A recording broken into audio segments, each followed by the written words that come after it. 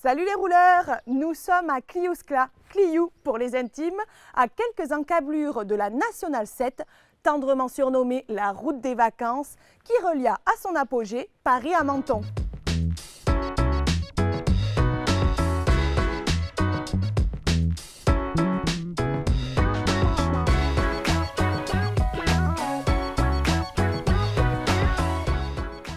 Ici, on est au cœur de la Drôme et on a dégoté un petit hôtel de charme, la Treille Muscat.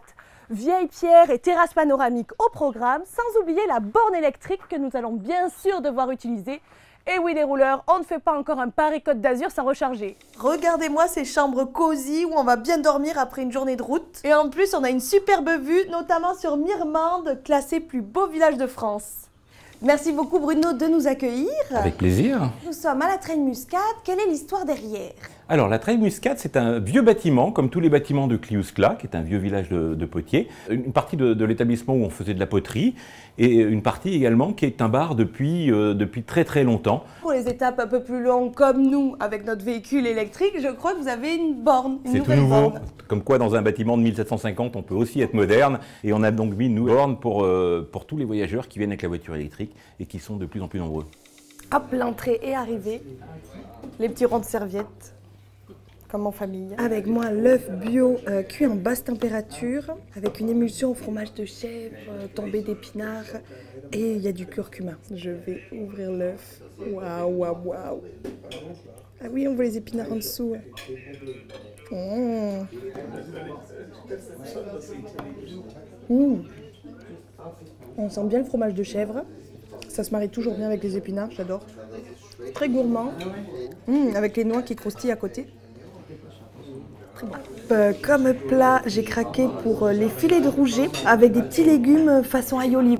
Alors il paraît que dans le rouget, parce qu'encore une fois je ne suis pas experte du poisson, il y a beaucoup d'arêtes s'il n'est pas bien levé. Aucune arête parfaitement levée.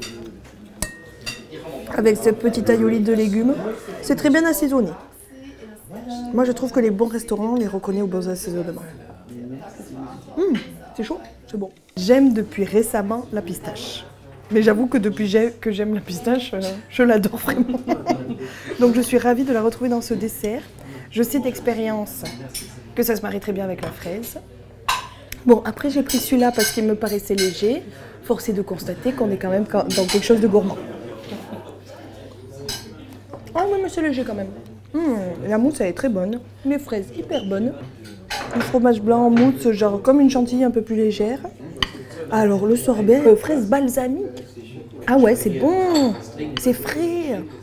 C'est frais. C'était un pesto de pistache et basilic, non? Ah oui. Ça twist. Ah. Attendez, je vais goûter tout en même temps.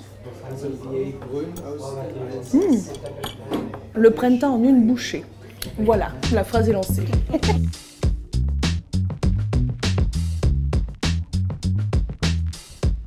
Et pour les rouleurs les plus pressés, sachez qu'il y a l'autoroute du soleil, l'A7, à 10 minutes d'ici. Elle vous permettra de rejoindre Valence ou Montélimar. Allez, à bientôt les rouleurs!